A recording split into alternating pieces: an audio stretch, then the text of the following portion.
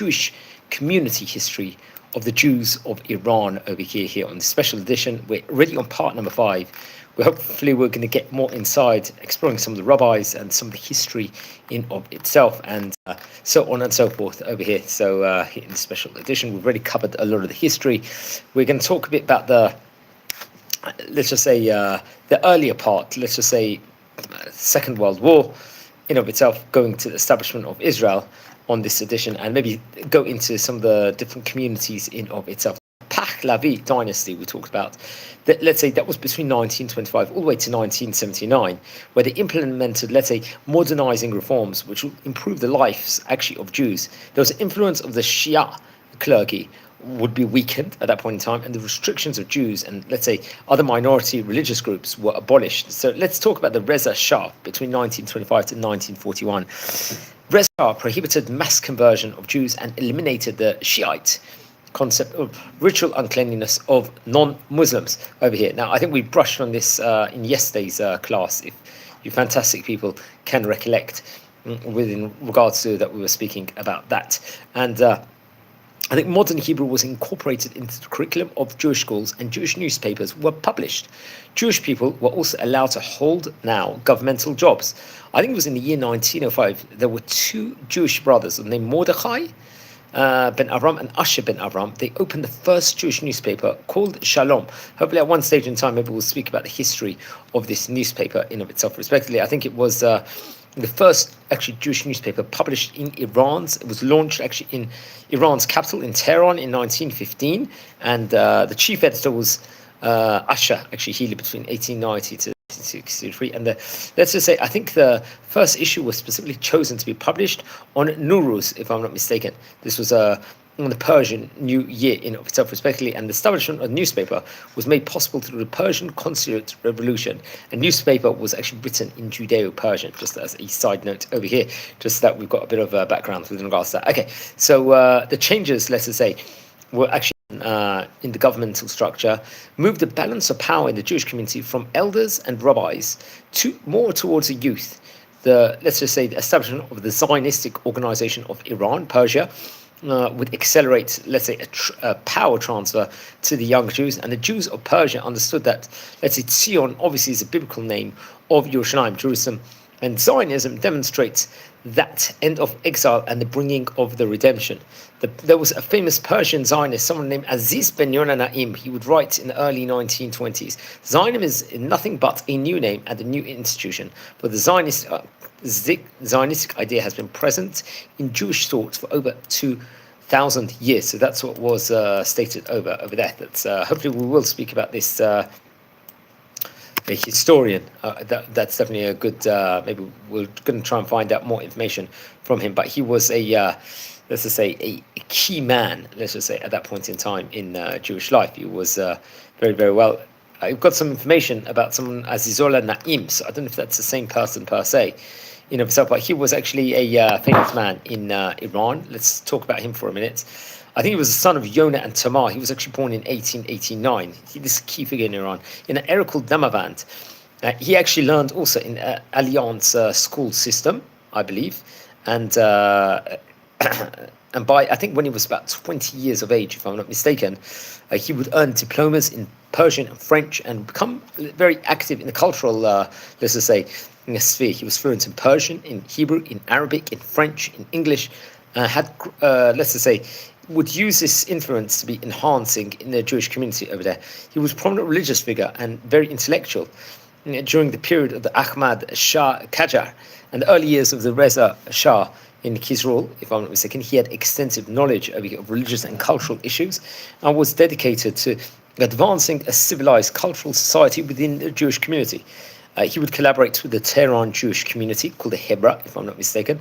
He was very involved in the Jewish youth cultural movement. There was the establishment of the Jewish youth cultural movement in Tehran. It was actually led by, who we've spoken about before, Solomon Cohen Sedek, who I believe we spoke about it, Shlomo Cohen Sedek, I believe the same person. He was also a key figure. We're going to speak about him in due course. The movement, let's say, would revive the Hebrew language, tackle existing social problems over there at that point in time.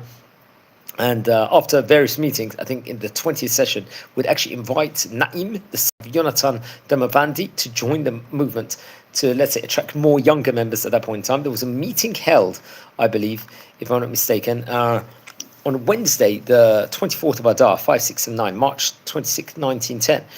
And Naim was elected to join the board of directors and also secretary of the sessions, and was tasked with overseeing the movement's cultural committee to further the education of young Jews. It's actually after the beginning of the second Pahlavi era. I think Mr. Naim would help form, at that point in time, the Brit Ivrit Olamit. This was a World Hebrew Union.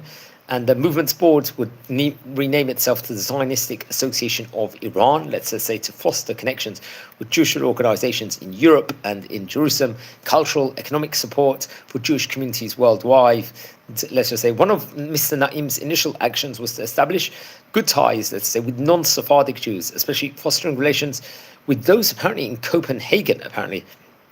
And this association would expand, inviting groups from other Iranian cities to join and contribute to creating, let's say, a more Jewish society in a progressive field, you can say. They would receive recognition from Iranian government, and Mr. Naim translated and published the history and statutes of the Jewish movement into Hebrew.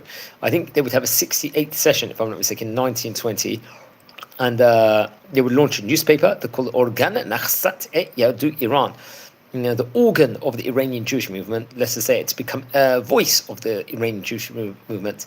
And the newspaper was managed by Rabbi Naim. I'm not too sure who that is, a relative of itself. I think in 1920, 25 people elected the central organization and the Tehran branch, with the three being Dr. Albo, Cohen Sedek, and Azola Naim, who was speaking about over here. He was appointed the head of the organization, and Shlomo Cohen Sedek was the leading person in Tehran branch. He got married in 1919 to someone named Hodrat Lahijani, I think from the Lahijani family. They had one daughter called Betzion and four sons, Benzion, Amos, Dan, and Gad.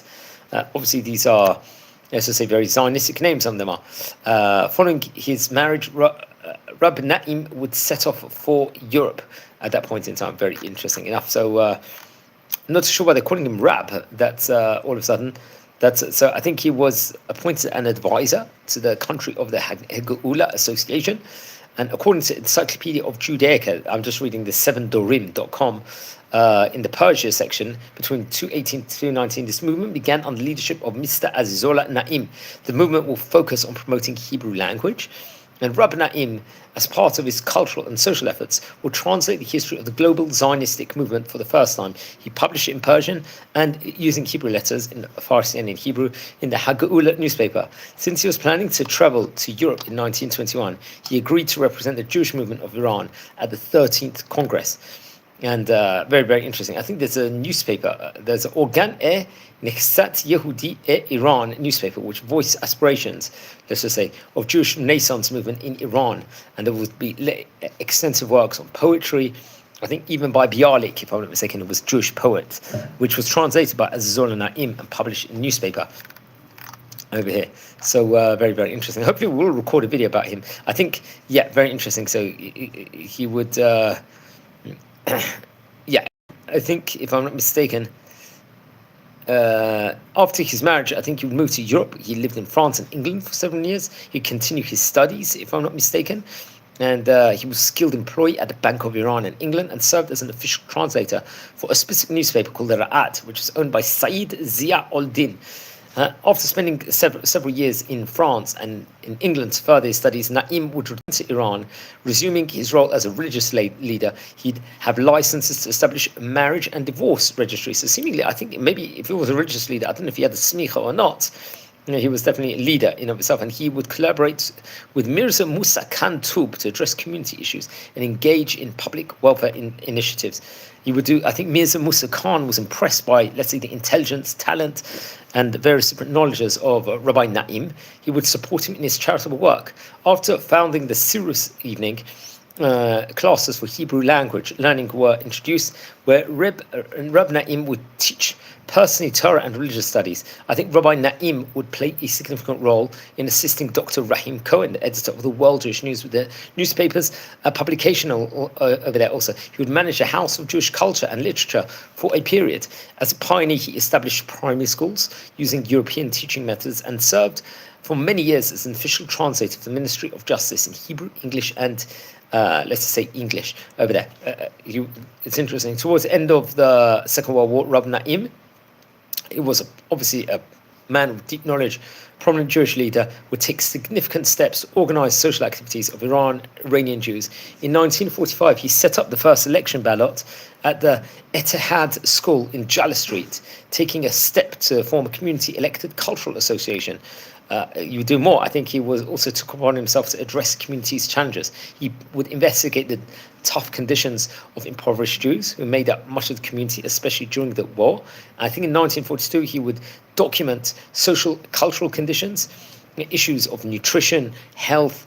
There was different outbreaks of typhus, for example, in different neighborhoods. Unfortunately, there will be a spread of infectious diseases, lack of medicines in hospitals, and there was lack of clean water, if I'm not mistaken. He would attend to the Polish refugees. And Rab Naim prepared a report to support Polish Jewish refugees who had migrated to Iran during the war. The report addressed the needs of Polish patients, arranged housing for over 100 orphan Polish children, and provided support for more than 80 Bukharian Jewish families living in Iran.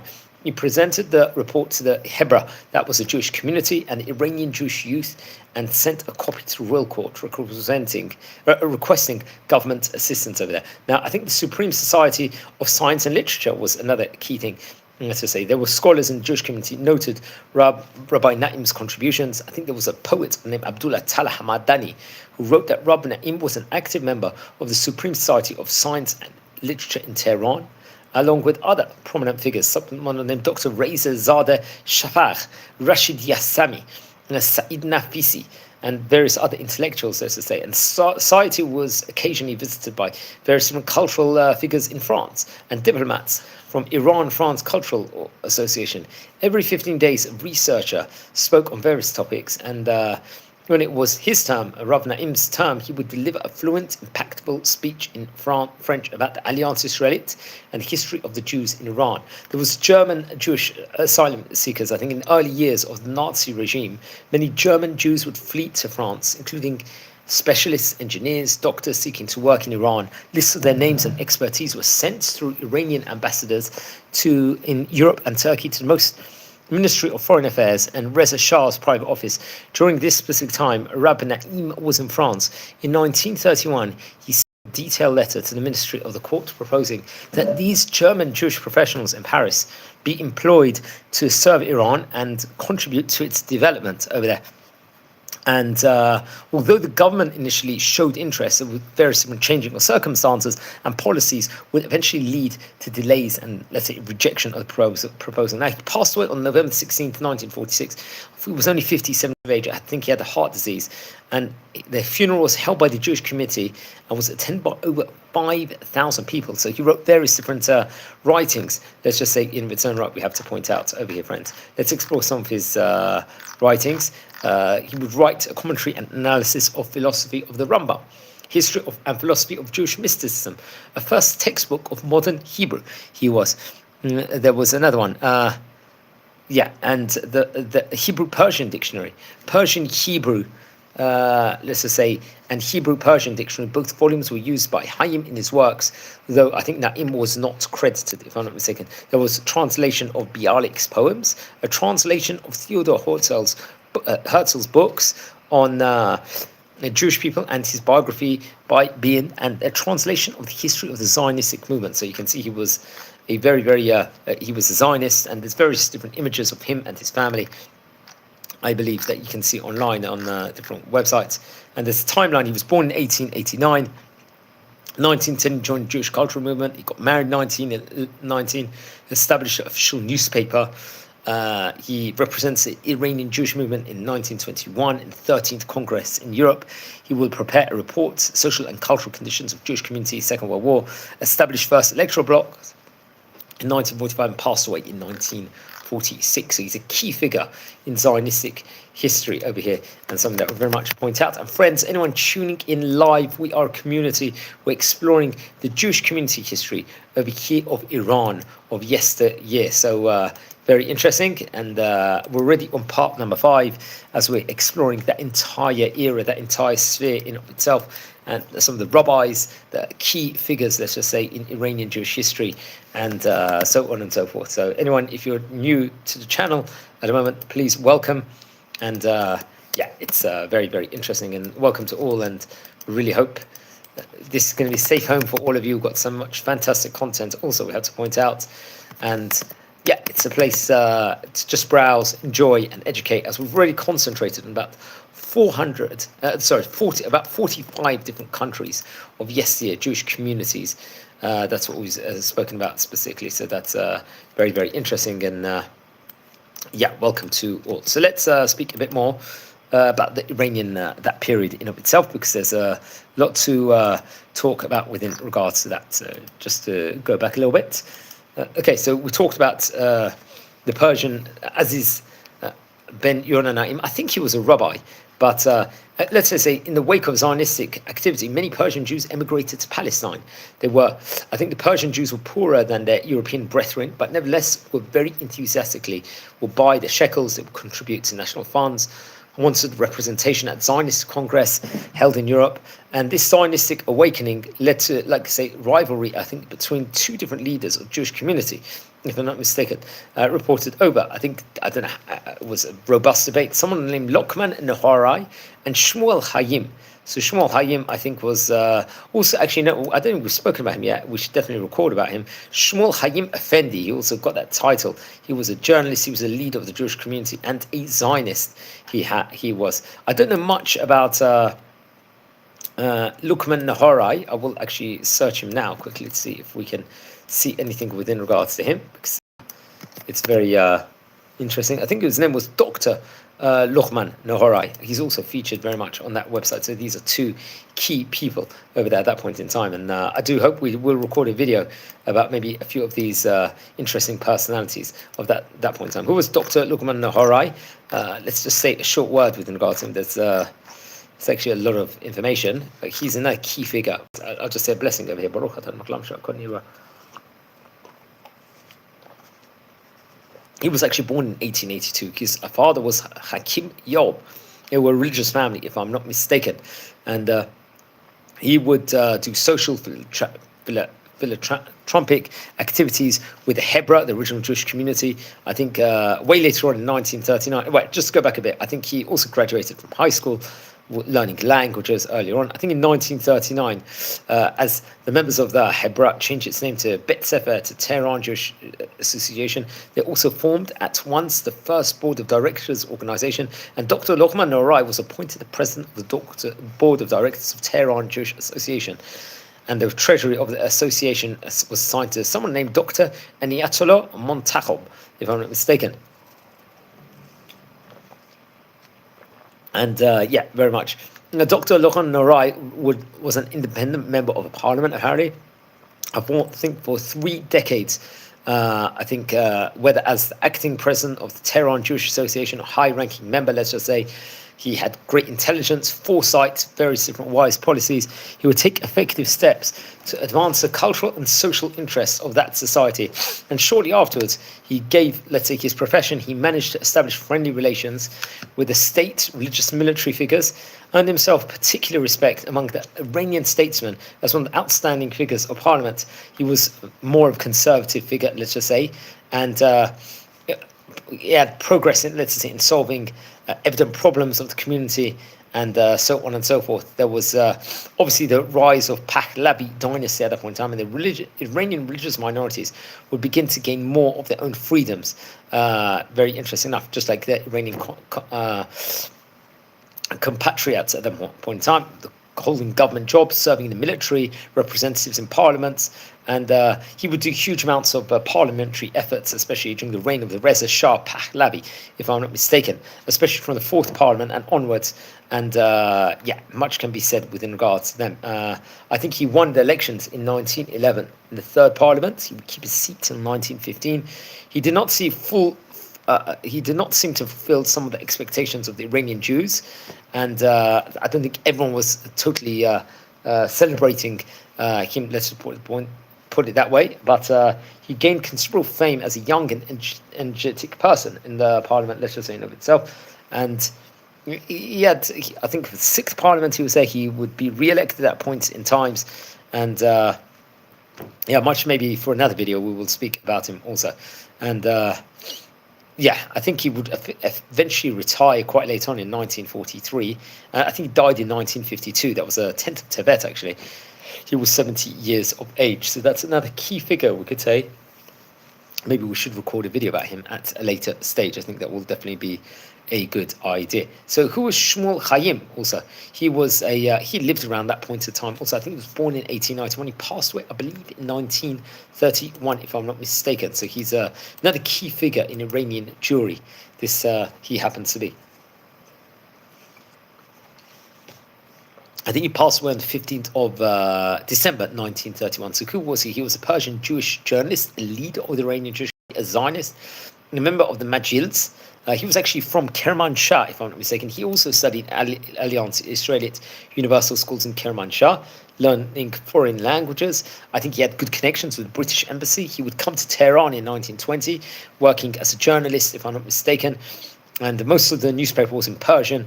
He used his political power of the newspaper to encourage Jewish Iranians to fight politically. He wrote articles, let's say, criticizing the Iranian government for not giving Jewish people enough protection and not abolishing religious laws against Jews. He contacted the League of Nations, asked for help for Iranian Jewry. He also used the newspaper to spread Zionism among Iranian Jews. He would become a candidate for the Iranian parliament in 1923 and won a landslide victory.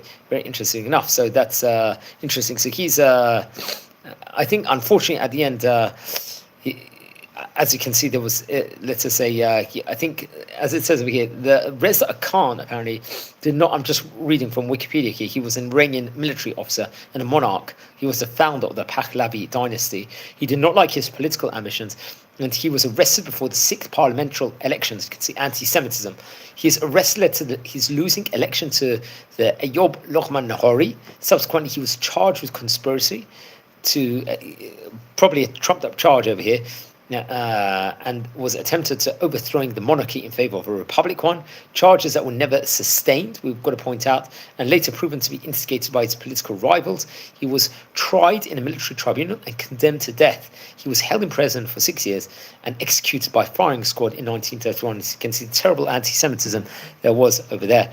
And may Shmuel Chaim, his great work that he did for the Iranian Jewish community, for Am Yisrael, we should commemorate it. And if anyone knows the date of his Hilula over here, we'll look more into it. But I will actually check now, try and check it to see if there's information. Just reading on Wikipedia, he passed away on the 15th of December 1931. I'm not sure the exact Hebrew date, so we will try and check that now, if we can, if we've got access to check it. But yeah, I will try and check it, and we will know. He's a very, very key figure here in Iranian Jewry, also, especially at that point in time. Okay, so let's just say the Reza Shah himself would try, let's just say, uniting different ethnic groups in Iran under the flag of nationalism at that point in time. He had the main goal to fight communism, but apparently he distrusted Zionism as well. Shah, obviously, we just mentioned about how he would arrest Shmuel Chaim and had him executed in 1931. And I think Jewish schools were closed in the 1920s, if I'm not mistaken. Let's talk about the period of the Reza Shah and Nazi Germany. We're going to come back in 1 minute, friends, over here. And we are speaking about the Iranian Jewish community history over here on this special edition. One of the few places you will actually learn about it on the internet or over there. So just watch this special minute. Please, if you haven't subscribed yet to the channel, subscribe now. And I'll be back in 1 minute, friends.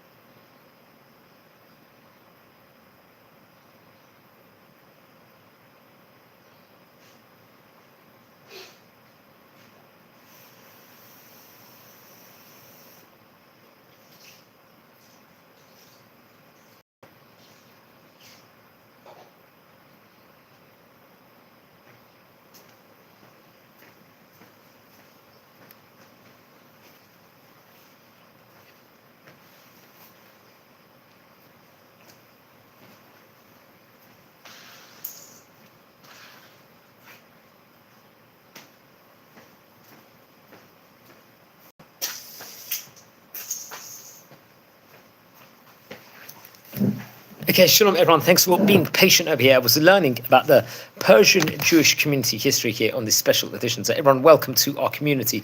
If you are new here at the moment, and very, very important that we do explore about the Iranian Jewish community. And it's not the first video that we're doing, friends. We've already recorded 5 installments over here in this series with regards to Jewish community. So everyone, welcome to our community over here. And as we explore, and with this already, as we stated before, we've recorded about 45 different countries across the world over here. So we've went in detail, learned about the history, what actually went on in various different places, and so on and so forth over here. So we're now exploring a few of the key figures, let's just say, of Zionistic history, especially, and various other places also. That's something that we have to point out over here. So friends, so that's very interesting. And if you happen to be from Iran, please let me know. It will be great to know more with regards to everyone over here about the different communities you might have come from Iran. So did you descend from any great Rabbonim in Iran? That's another thing I would love to know about over here. If you've got any more informations on any of the people, I'd really, really appreciate it if you could share it with us over here today on this very, very, let's just say, excellent day in of itself, friends, over here. So very interesting. So we are now going to speak about, hopefully, Bezrat Hashem. Okay, so more about the history over here. The Reza Shah and Nazi Germany, the impact of World War II on the Iranian Jews, I believe, is acknowledged by the United States Holocaust Memorial Museum, especially, I think, in the entry in the Holocaust Encyclopedia on Iran during the World War II.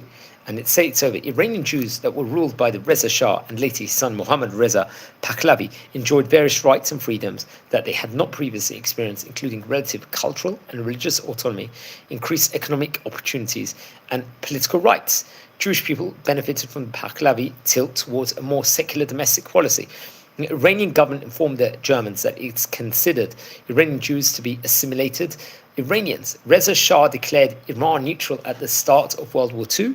He feared that both Soviet and British ambitions in his country, and despite the benefits and economic relations with Germany, he considered Germany to be too committed to its program of race-based expansion and ideology. Neither side had Iran's best interests in mind. So I think the Reza Shah learned in sympathy towards Germany, since unlike Great Britain or the Soviet Union, Germany did not have a past record of interfering in or occupying Iranian territory as an imperial power. Regardless, this made the Jewish community fearful of possible persecutions, especially due to anti-Jewish public sentiment there was at that point in time. There were rumors, I think, in Iran that, God forbid, Hitler secretly had converted to Islam and had taken the name Haydar at that point in time, the title of Imam Ali. And rumors, I think, stated that the terrible Hitler had a necklace depicting the picture of the Imam Ali and was planning to reveal his true religion after defeating the British, let's just say.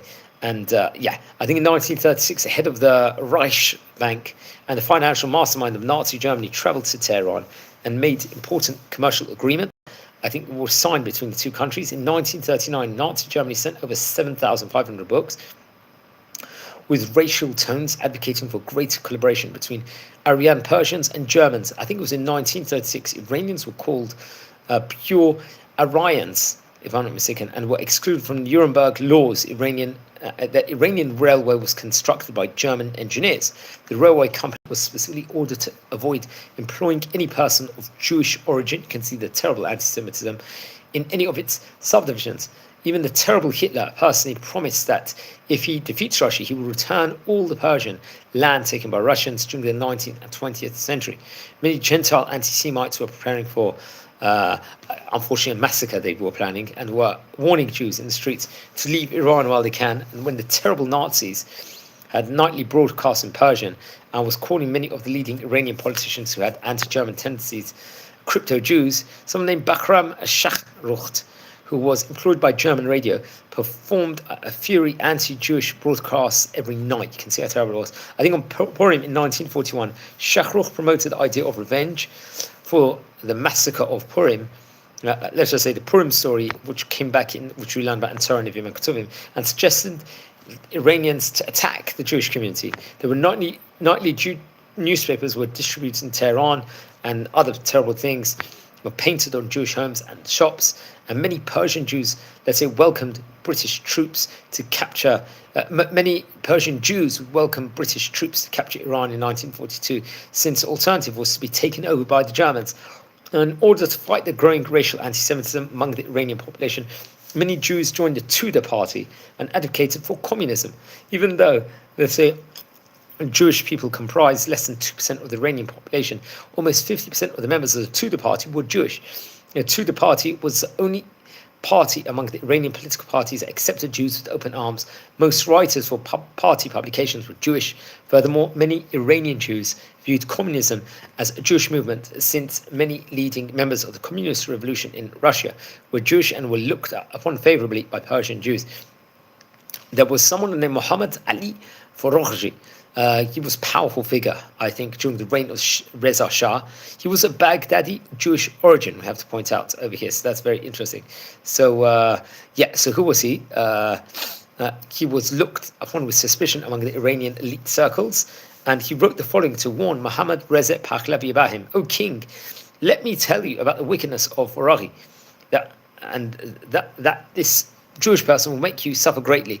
He will write your coronation and dismissal speech, just as you wrote them for your father." That's what's spoken of there. Let's speak about the Tehrani children. Despite the Iranian people suffering from 1942-1943 famine, Iran became a place of refuge for 116,000 Polish refugees, of whom around 5,000 were Polish Jews. Iranians would openly receive them, supply them with provisions. Young survivors, let's say, who arrived in Iran became known as the Tehran children. Polish schools, cultural education organizations, shops, bakeries, businesses, press was established to make the Poles feel more at home. The Iranian city in Isfahan was briefly called the city of Polish children because of the thousands of Polish orphans who settled there. One of the refugees, someone named Adam Saimel, recalled a moment he entered Iran. He said, "Well, on the cab, on that ship, there was just two of us. My mother stayed behind with my grandmother and two sisters.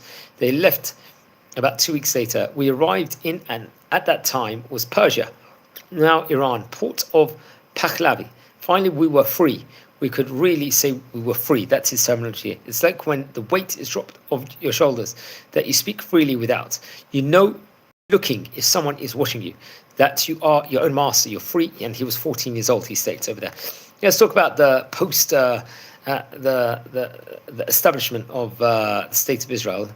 And we're going to go on to 1941 period in next session. There was obviously anti-Jewish sentiment occurred after the establishment of the State of Israel in 1948. It will continue till 1953. There was weakening of the central government, let's talk about, and strengthening of the clergy in the course of political struggles between the Shah, Prime Minister Mohammad Mossadegh, and let's say Mossadegh's view of the establishment of the State of Israel as a form of colonialism, he would see. But he had a good relationship with the Jewish community, I think. I was a Jewish journalist, I think, in his trip to United States. Someone named Rabbi Moshe Hamadani was accompanying him and giving him advice, if I'm not mistaken. So who is this Mr. Hamadani over here? Let's speak about him for a minute. He lived between 1912, passed away quite recently in 2009. It's interesting. Mr. Hamadani, if I'm not mistaken, was born in Hamadan, obviously in Iran, in 1912. His father was Davud Kohan, the son of Yitzhak. He was a Jewish merchant in the ancient city, and let's just say it was a commerce, that place of Silk Road, and it was once the capital of the Persian Empire. I think Rabbi's grandfather, Yitzhak, famously traveled to Jerusalem 3 times by horse and carriage to visit the sacred city, and he received a title called the Haji Yitzhak and was very much respected as a member of the Jewish community of Hamadan. I think Hamadani would actually attend, once again, the Alliance school system, if I'm not mistaken. He would become fluent in French and published memoirs while he was young, if I'm not mistaken. He suffered from anti-Semitism, and there was the Constitutional Revolution in 1906, the overthrow of the Qajar dynasty. In 1925, Rabbi was, I think, 13 years old. He had a new wave of education, progressive, let's say, modernization in of itself. And he grew up in let's just say, an atmosphere of hope and enthusiasm in of itself. And I think eventually he would go study in universities. And if I'm not mistaken, he was at University of Tehran, if I'm not mistaken. He would enroll in the Department of Literature and University, if I'm not mistaken. And I think he would even sell his violin and able to afford the university education at this point. He graduated in 1939. Then I think he took a career towards journalism, if I'm not mistaken, and did various literary works, let's just say. And during the Second World War, Hamadani was appointed editor of the Kayan.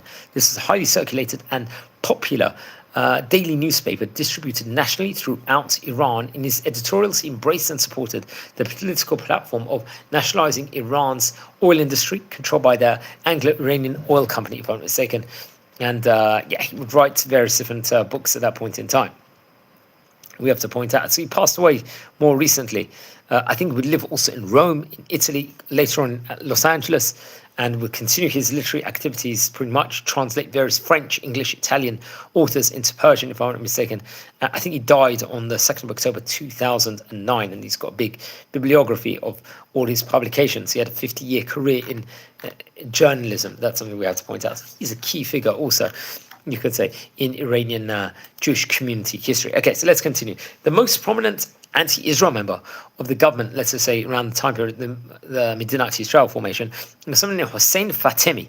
He closed the office of the Jewish Agency on Israel's Independence Day in 1953, and he annulled an agreement permitting Israeli El Al airplanes to land in Iran. Fatemi, from the time to time, would publish semi-official documents hinting that Iran no longer recognizes the state of Israel. I think Mossadegh himself continued commercial ties with the state of Israel and allowed the negotiations between the Bank Meli and the Bank Leumi in Israel to continue. And we'll speak about the Six-Day War, I think, in the next edition, at that time period. But the Six-Day War between Arabs and Israel in 1967 obviously would create a tense environment for Persian Jews. Synagogues in Shiraz remained closed for more than 10 weeks until Tisha B'Av for fear of attacks from Muslim masses. Jewish sources report that many Gentiles tried to invade the Jewish ghetto and were dispersed by police, reported over that point in time. But we'll speak more about that era in and of itself on a later edition over here. So that's very interesting. So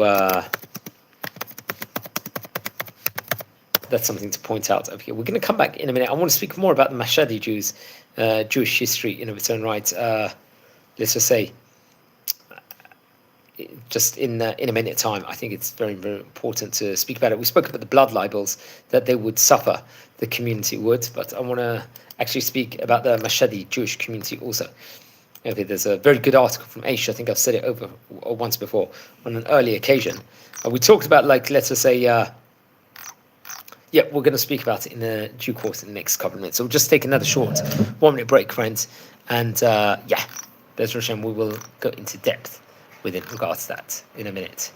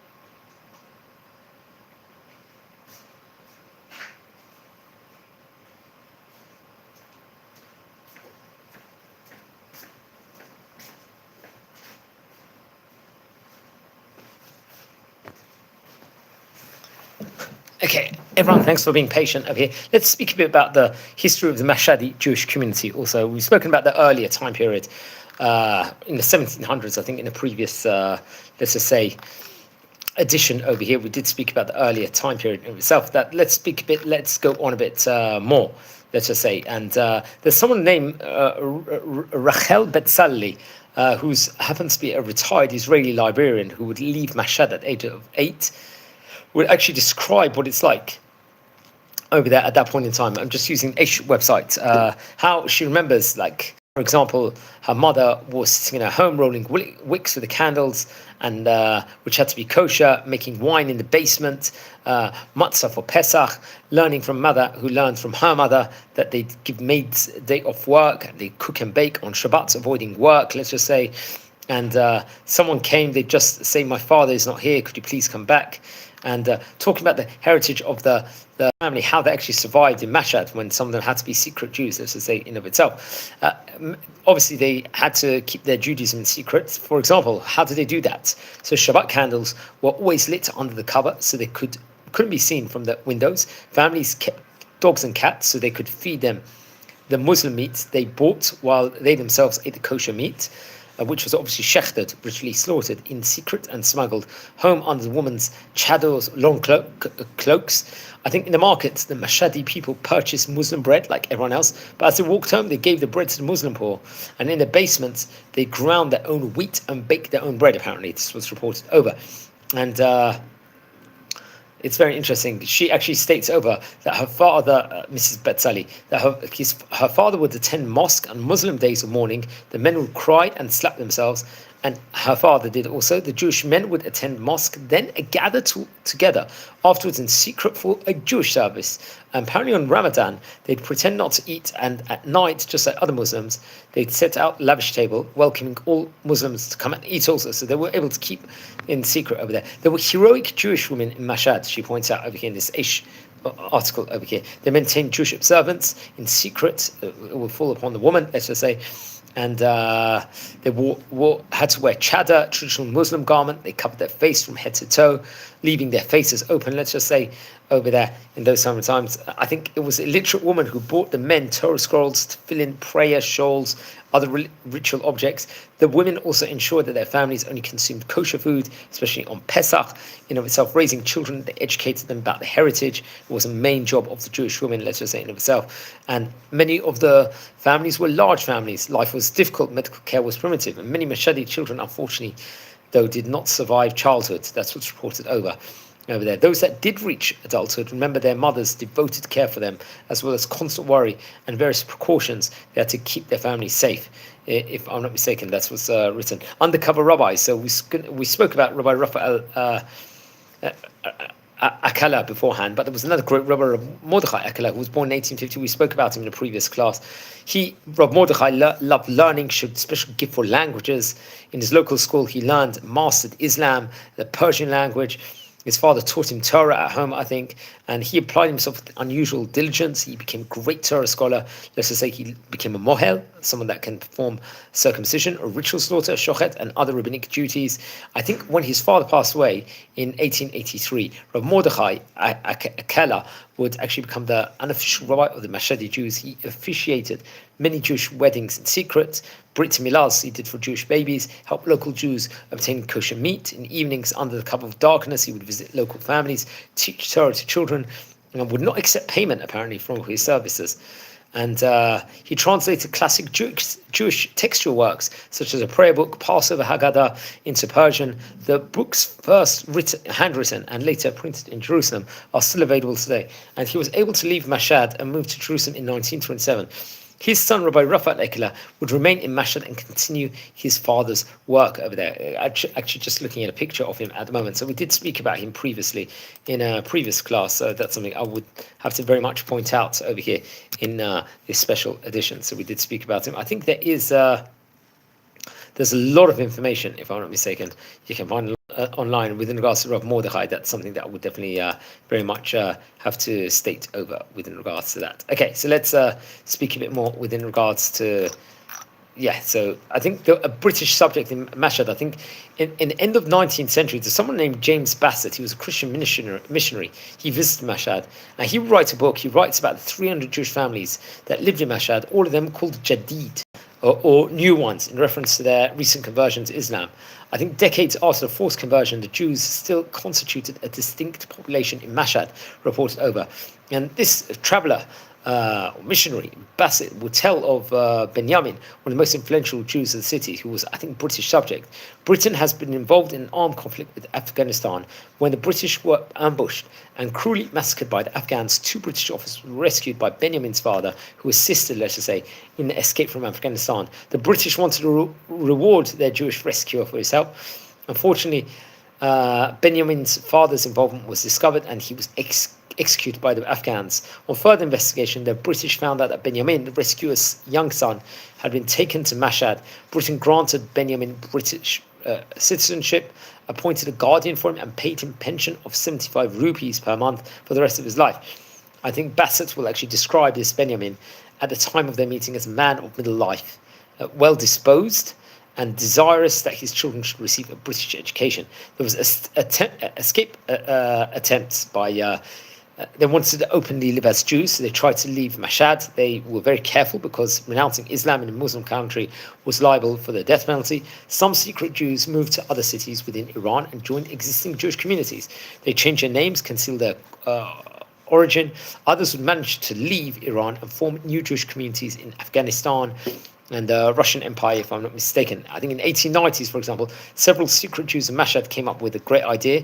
The local Muslim authorities encouraged the new Muslims to undertake a pilgrimage to Mecca. Some had gone, upon returning, received the status of Haji, a more influential position in Mashhad. When several Mashhadis embarked on a pilgrimage, their true destination was not Mecca, but Jerusalem. Now, I think on the way back from Mecca, they escaped from the caravan and managed to reach Jerusalem, where they settled, established 2 synagogues. There was a synagogue of the Haji Yecheskel and the synagogue of Haji Adoniyahu. The synagogues, obviously located in the Bukhari neighborhood of Jerusalem, I think are still active today. Hopefully we will visit it again in this channel, hopefully soon. For almost a century, the Jews of Mashhad continued living double lives. In 1925, when Reza Shah Pahlavi would come to power, he brought religious freedom to Iran. The Jewish of Mashhad celebrated, obviously they no longer had to hide their identities. Before Passover 1946, Jews of Mashhad were once more attacked by a violent anti-Semitic mob that accused them of, obviously unfortunately, another blood libel of the blood of Muslim children for their matzah, famous blood libel over there, anti-Semitism. The Jews fled for their lives, with the majority settling in Tehran. Others would leave Iran for other countries. And we'll speak more about the community today, hopefully in the next edition. So that's another country. Let's just a place to talk about also over there. So that's very interesting. We spoke a little bit about the Shirazi Jewish community history. Also, we spoke about the persecution they suffered, including 1910 pogrom, forced conversions. Community would still remain vibrant, even despite that, at various different points in time. And we did speak about that. It's very much that is. Let's talk a bit about there were Jewish neighborhoods, I think, in Shiraz, all over the different neighborhoods. I think the 7dorim.com website actually talks a lot about it and which neighborhoods there happen to be. I think Jewish neighborhoods of Iran, the Jews of Shiraz were in 2 neighborhoods in their place, and they're both seemingly in a competition at some times. And let's just say, who were the religious leaders there? It was Mullah Meir Moshe Dayanim. He led the Sir Tag neighborhood during the 1960s. He was very pious. He was truly respected by the Jews of Shiraz. There was another leader, Mullah Rabbi Yosef. He was a religious figure who was, let's say, adept of Shechita, for example, connected with a Muslim country. Each of these scholars had separate marriage and divorce officers, if I'm not mistaken. And so there was different places over there. Each neighborhood had its public bathhouse, hardworking community members they were basically, and they had a reservoir relying on wells for water, drawn by donkeys, mules, and let's say other animals. These bathhouses were complicated and difficult to operate, just reported over. Each neighborhood had this specific designed houses within its vicinity for matzah baking. For example, Pesach, 2 families would uphill the responsibility. They would commence the baking process long before Pesach, reported over. and there was sometimes a huge demand for matzah, let's just say. And there were famous families over there. One of the families, let's just say, was the Merti family. It was one of the families that upheld the matzah baking responsibility. The third generation of this family, I think, is now actually apparent. I don't know if this is still currently, when this was written, involved in delivering social and public services to the Jewish community. One of the contributions in running the Bet Din of Rabbi Golestani from his family, and his grandfather was known as Ra'iz Morad, or Master Morad. The Shirazis used to title farm owners as Ra'is. They contributed profusely to religious ceremonies by providing matzah and sukkah, if I'm not mistaken. So this is very, very interesting. What were the jobs in Shiraz? There was peddling, let's say. They would do a significant role in economic activities of the Shiraz Jewish community. There were Jewish merchants known as Pilevaran, peddlers. They would travel to villages and towns across the Fars province to procure goods that were in demand among rural populations. These goods include fabrics, sugar, let's say other essential items were not readily available to villagers. In exchange, they purchased raw materials such as hides, gum, tragacanth, dried fruits, figs, walnuts, wild almond, and raisins. And they would extend their periods in villages, residing there for up to 6 months of the year. They would typically return to Shiraz only twice annually, once for Pesach and the high holidays in of itself, Rosh Hashanah, Yom Kippur, and Sukkot. They would keep accounts and records using Judeo-Persian script, a unique writing system that combined Hebrew characters with Persian pronunciation. Schools will, very, very interesting. So that's a bit of history of the Jewish community of Shiraz. That there was, I think, butchery, for example, 2 Jewish neighborhoods and 15 kosher butchers at that point in time. That's very interesting. There was bakery options over the goldsmithing apparently was popular over there. It was a prominent profession among the Shirazi Jewish community. The Jewish shops apparently were located in an area called Zir Tag neighborhood, if I'm not mistaken. There's a famous Delshad family was very well known for their expertise in this craft. Among them, someone named Yosef Delshad stood out for the exceptional creativity and craftsmanship. His jewelry, let's just say, pieces were truly artistic and unmatched, and he was particularly known for, let's say, bracelets and watch bands, which would even resemble a Rolex. And Yosef Delshad was a father of Jimmy Delshad, who would later on become a mayor of Beverly Hills. Let's just talk about that. I think this article was actually written in the year 2011. Okay, so that's something that we have to point out. So very, very interesting. There's a lot of articles online but the actual census itself will be interesting to actually know more about them. We will try and explore the history with regards to various different synagogues that there were in Iran in let's just say another edition also over here.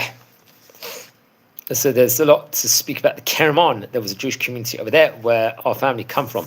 I think there was an influx of people in the 1890s, 1800s, population growth to a size of about 2,000 people by 1903. This is in Kerman over there. There was notable presence. I think Alliance Israelite Universal was active in other Iranian cities, like in Hamadan, Isfahan, over there. There's not much documentation about Kerman like there is other places also, which we have to point out. There's whole various different articles that we have to point out also over here on the internet with regards to the Jewish community over there also. So there's actually the Encyclopedic of Iran would actually quote over, let's say, different things with regards to it. They say that, if I'm not mistaken, there's a presence of Jews in Safavid province of Kerman, alluded in the reign of Shah Abbas II, if I'm not mistaken. And in late 18th century, according to the account of the Jewish community of Yaz, compiled by Mullah Akababa Damandabi, a century later, I think there was drought, which caused its members to move to an area called Rafsanjan and Sirjan, and villages of Kerman, if I'm not mistaken. The Jewish quarter of the 19th century Kerman will become an offshoot of the community of Yazd, if I'm not mistaken. That's what's reported over. 19th century, early 20th century population of the minorities in Kerman was growing and diminishing depending on the state of physical, political, and economic conditions at that point in time. There was a 1871-1872 famine. Kerman Jews, which were few at number at that point in time, received some new migrants from Yazd, but did not receive any attention from European Jewish relief efforts reported over. I think in 1878, the governor of Kerman took census. When Albert Hutham Schindler visited the city, he recorded results that I think over there was 85 Jews only at that point in time. In 1903, I think there was an annual by the Alliance Israelite Universal reports that Kerman had a Jewish community of 2,000 people reported over. And in the years 1918 to 1925, inception of Zionist organization in Iran, the Jewish community of Kerman was able to communicate its poor financial condition and legal status to the Jewish leadership in Tehran. And there was establishment of the Kerman Zionist chapter was announced in Tehran in 1920, very interestingly enough. And yeah, it's just era in himself. As I said before, my family actually come from Kerman also.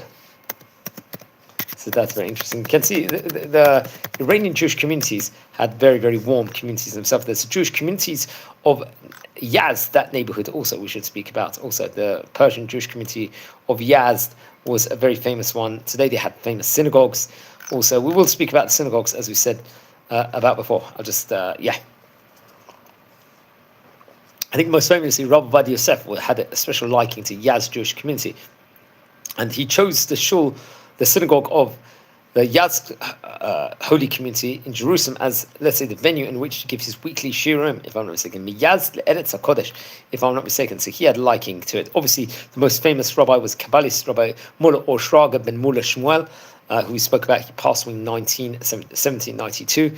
And he was contemporary of the Baal Shem Tov, if I'm not mistaken, and recognized, even the Muslims recognized his greatness. I think the Chida in the Shem HaGedolim describes the entire Jewish Persian community as Yirat Shamayim, a community that had a strong fear of God.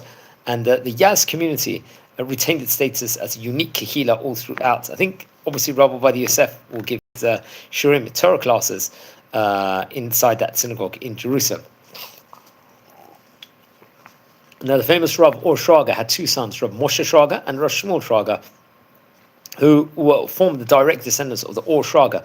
Now, Rav Moshe Shraga would have a son called Rav Yitzchak, who would have two sons, Rav Moshe and Rav Yosef. And Rav Shmuel had a son called Babai and a daughter called Rivka, Rabbanivka. Rivka's great-grandson is famous Rabbi Mordechai Krushani, who I think has a yeshiva and a girls' school in Great Neck called Kol Yaakov, and the Benot Yaakov also respectively over there. So you can see that these descendants, we know some of the descendants in of itself. So that's another interesting point that we can put, let's just say, within regards to these great rabbis over here. Yeah, so we're just exploring some various different other Jewish communities, let's just say, in of itself. So that's very interesting. Yazd was obviously a larger. The Jewish community was a large, marginalized group. They had social economic restrictions also, of especially early 1900 time periods. They would speak Judeo-Iranian also. And I think there's a notable photograph which shows a chief rabbi of Yazd surrounded by community members in 1903, if I'm not mistaken. So that has to be pointed out also. I think that especially in the Brill website, they will have a whole chronicle about the history of the Yazdi Jewish community over there also. And there's a whole in-depth article on that. You know, maybe at one time we would like to, let's just say, give over information within regards to it. Yeah, so the Hamadan Jewish community. Let's speak about that for a minute. Friends, anyone tuning in live, we're a community here, and we are exploring the Jewish community of Iran, of various different points in time. So that's something that we'll have to talk about very much so over here. I think Jewish Virtual Library will actually talk about the history of Hamadan. We spoke about more of the earlier time periods in of itself over there. I think there's someone named Ephraim Newmark, I don't know if we mentioned it, will visit Hamadan in 1884 and wrote of the Jewish poor. He described the solicitous efforts of the Christian mission in Hamadan, which opened a school in the city that the Jewish children attended free of charge, also helped the poor families, let's say, materially and financially, if I'm not mistaken. There was a fanatic named Mullah Abdallah in 1892 would rise over there in Hamadan, issued a fatwa, unfortunately, once again, more anti-Semitism to kill the Jews of the city. They didn't keep the restrictions imposed upon them. I think we did speak about it. There was someone of the name Yehuda Kopolowitz Almog, visited Iran in 1928. He referred to the Jewish women's organization Hamadan, which was founded in 1910. And Mr. Kopolovitz mentions that one paragraph, number 12, in the Charter of the Hadassah Society for Jewish Women in Iran, Hamadan stated that the society endeavors to influence the Jewish women not to take part in Baha'i meetings. I think these were handwritten papers which were kept in the Ben-Zvi Institute, if I'm not mistaken, in Jerusalem. There was a geographer of the name Dr. Abraham Jacob Rohr who would visit Iran in 1935. Hamadan, he was given an estimated number of 8,000 Jews out of a total population of 100,000. He felt that because the government's closure of the Baha'i schools, Baha'i children were attending Jewish schools, interesting enough. So that's something to point out within regards to that community in of itself. So that's something that we have to point out over here.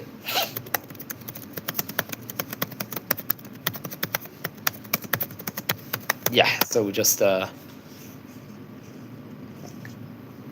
obviously Isfahan we've spoken about beforehand. Yaz, spoken about Karmanshah, and I think it was historically significant. Isfahan was in of itself the Jewish community, let's just say.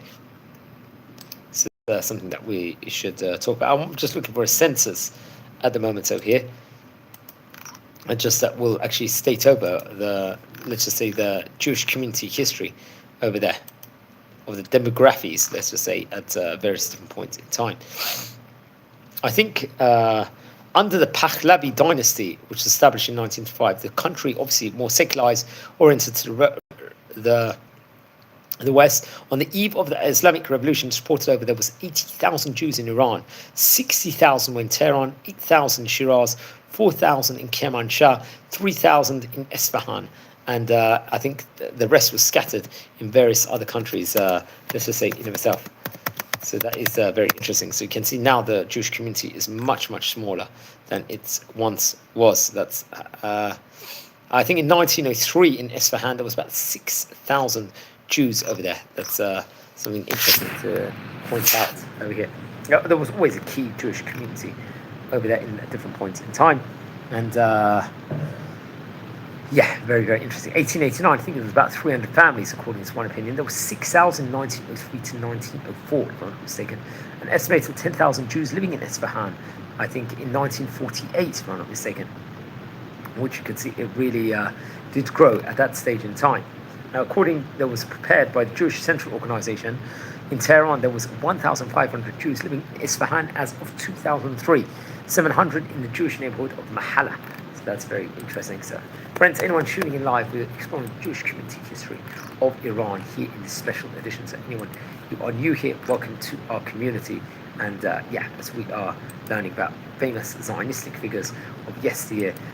We spoke a little bit about Habib Levy on a separate video on a previous time. Let's now speak about more Jewish personalities. He lived between 1896 and 1984. He's the author of the Comprehensive History of the Jews of Iran. Interestingly, he came from a middle-class family in Tehran. He studied in Paris. He was chosen as a board member of the central branch of the Iranian Zionistic movement, if I'm not mistaken. I think in 1926 he was appointed vice president during the Second World War. He had a great role, let's say, 1,000 Jewish children in Poland, which we spoke about before. And he was a doctor. He performed extensive research on the history of Jews of Iran, as mentioned before. And I think he died, he was 88 years of age, and died in Los Angeles in 1984. And there will be commemorations in memory of him, if I'm not mistaken, and books actually written, especially in 1999, a 3-volume book, which was written with regards to some of his, let's just say, teachings in of itself. So he was a key figure in, let's just say, Iranian history. But there were other key figures also we should mention about. Shlomo Cohen Tzedek, who was he? lived between 1891 to 1964. He was also known as Sultan Suleiman. He was a scribe, he was a historian, he was a spiritual, let's say, leader of the community, he was an educator, he was a philanthropist, if I'm not mistaken. He was a founder of Otsah HaTorah in Iran, and one of them, and he was author of great important books on the chronicles of Iranian Jewry, if I'm not mistaken. He was born in 1891. He actually studied also in the Alliance Israelite Universal School. He was part, I think, maybe drafted in the army in 1911 to take on positions over there. I think when he was 26, he established the Tnuat Tarbut Rishonah for the young people in Iran, in Tehran, if I'm not mistaken. And he would form in 1946 the famous Otsah HaTorah, if I'm not mistaken. And Rabbi Levi from Poland, if I'm not mistaken. They will actually form this Torah school system over there, which will bring back importance and Jewish education. And I think he wrote various different books also, especially on the history of Jews of Iran, Diktuk Ivri, for example, Otsar Tzedek, and various other books also. And we did actually record a video, I think, at one stage within regards to him. We have to point out over there. So that's very, very interesting. Yeah.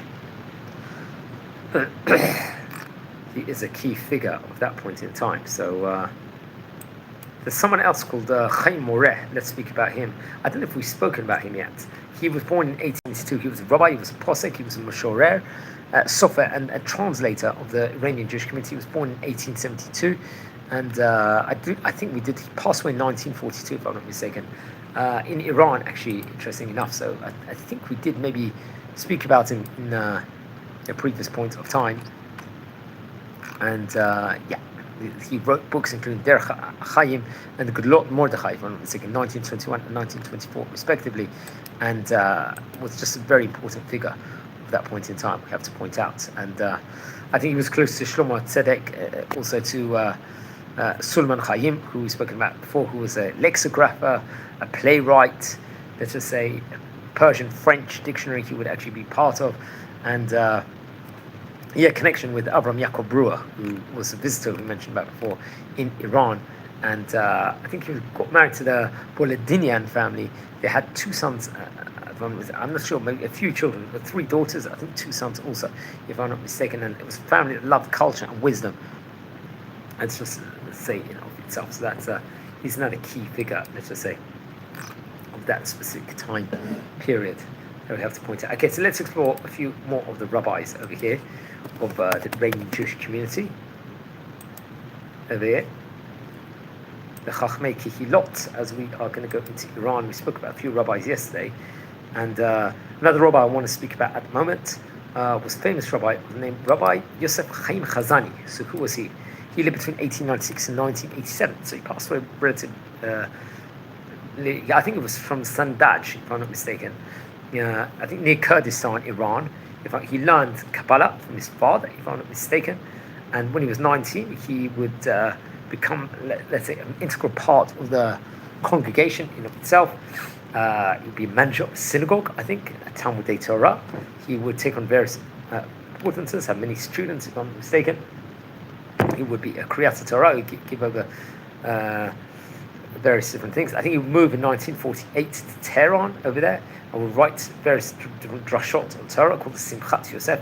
1971, when he was 75, he moved to Eretz Israel. He lived in Ramla, if I'm not mistaken, and then eventually would live in Rishon LeZion. He'd give over drashot and Beit Knesset over there, and in his spare time he would write mezuzot and various other Judaicas, let's just say, himself, and he passed away in 1987. So he's a key figure, another key rabbi, let's just say, in Iranian history. Another famous rabbi is Rabbi Yechaskel Hayim Kohen, who lived between 1914 to 1974. Gimel Kislev is his Hilula, and very interesting. I think when he was 4 years of age, sadly his father passed away, and when he was 7, I think he would make Aliyah to Eretz Israel with his mother and 3 brothers, if I'm not mistaken. He famously learned in the famous Doresh Tzion school, and would learn in Beit Midrash Mizrahi, and would learn in famous Yeshivat Porat Yosef 1934, and would learn under the Rishon LeZion, the famous Rabbi Yaakov Meir, and Rabbi Ovadia Hodaya, who was another famous rabbi over there at that point in time. And I think was ordained maybe by him also. He was he got married to Rabbanit Yael, if I'm not mistaken, and they put up 8 children. And so he was very, very famous. And I think he was close to Rabbi Shlomo Eliezer Al-Fandari, who was a very famous rabbi who we spoke about before. Also possibly to Rab Ben Sion Meir Chai Uziel, who was a chief rabbi.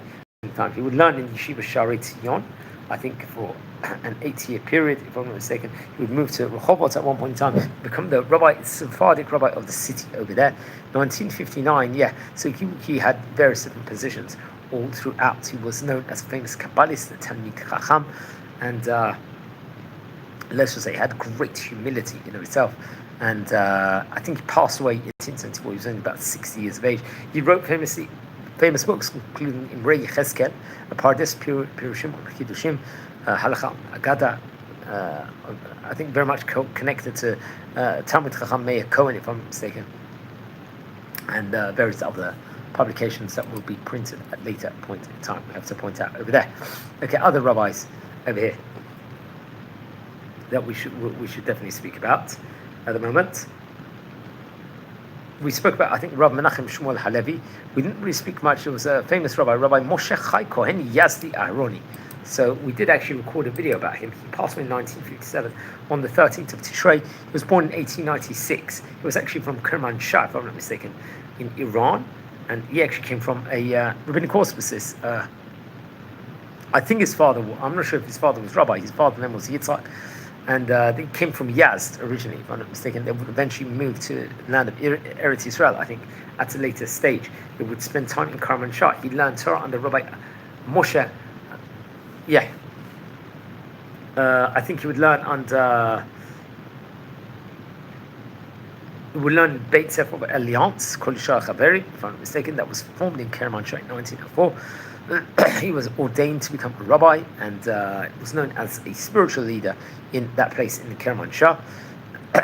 And I think he was close to other people also, we have to point out over there. I think there was famous doctor named Hakim Aga'an over there at that point in time. So that's he's another key figure, let's just say, in Iranian Jewish history over here. So another person that we should definitely speak about. Okay, and he would get married. I think, if I'm not mistaken, Hacham Moshe Chai Aharoni Nasa Isha et Mahi Hakima Zadeh, if I'm not mistaken, but the Mishpachat Anusi Mashad, apparently from the Mashad district in itself, Shachna Lachatzeh Meshotafet Bagarup Mahala Harova Yudik Bekermanshah. They would live, I think, in the Jewish quarter in Kermanshah itself. When his father passed away, Lakhu Chacham Moshe Chai Aharoni Mahi Ishlo Et Yadeh Mishpacha Tachat Chasutam. He was Parnes Mascha Sitoni, and would work as a manager, accountant, let's just say himself, in the Beit Nischar, in the great Beit Nischar Gadol, I think in 1925. לאחר ההפיכה הצבאית באיראן ועלייתה למלכו שרזה שעה פלאי, ניתן ליהודים מעמד של בן אזרחי. ענייני הפנים של הקהילה נמסרו לידי ועד הקהילה היהודית ברבנית.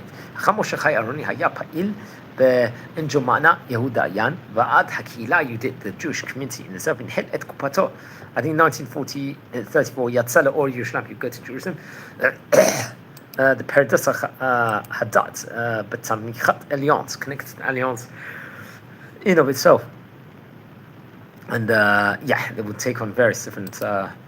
He was famous rabbi of his time that we have to point out. I think they assisted Jewish refugees from Russia who arrived destitute in Kermanshah, provide them with food, provide them with places to sleep, homes and public institutions. In 1953, after his children immigrated to the land of Israel as part of the youth aliyah, Rabbi Moshe Chai Aharoni immigrated to the land of Israel himself. He would settle in Tel Aviv, and I think it was tough in Tel Aviv to actually come to that point in time. And a few months before he passed away, he was appointed member of the Association of Iranian Immigrants in Israel. I think the National Library of Israel recognized his manuscript collection as a collection of national value, if I'm not mistaken. He passed away in 1957 and was buried in the Kiryat Shaul Cemetery in Tel Aviv, if I'm not mistaken. So the Paradise Sadat was one of his works, which was customs and law, sermons for the Shabbat and holidays, let's say, self-respectively. So he's another key rabbi in history of Iranian Jewish community history. Now we're going to speak about more. We spoke about, we spoke about Rav Rachman Melamed Cohen in the last one, but there are other rabbis we want to speak about, but I think we're going to leave it for the next edition over here. There's probably going to be 2 more classes, okay, we're going to do on the Iranian Jewish community history. So everyone, we're just going to take another short minute break, and then we will just explore the last bit that we needed over here within regards to Jewish community. So just hold on 1 minute, friends, and we'll be back in 1 minute, and we'll just make a conclusion over here. So just hold the space, and we'll be back in a second, friends.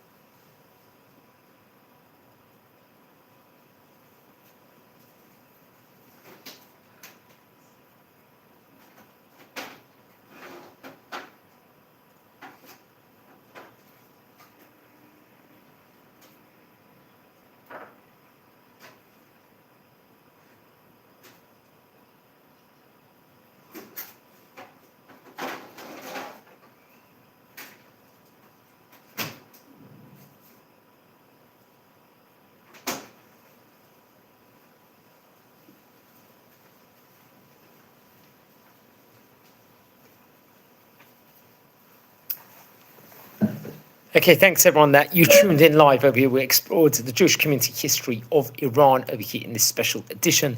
There's a lot more to cover. We're going to speak about in the next edition. Over here, it's probably going to be another 2 parts at least, because I do want to speak about the various synagogues. That's going to be a whole undertaking in of itself. But thanks for everyone for watching, and welcome to our community. Thank you, friends.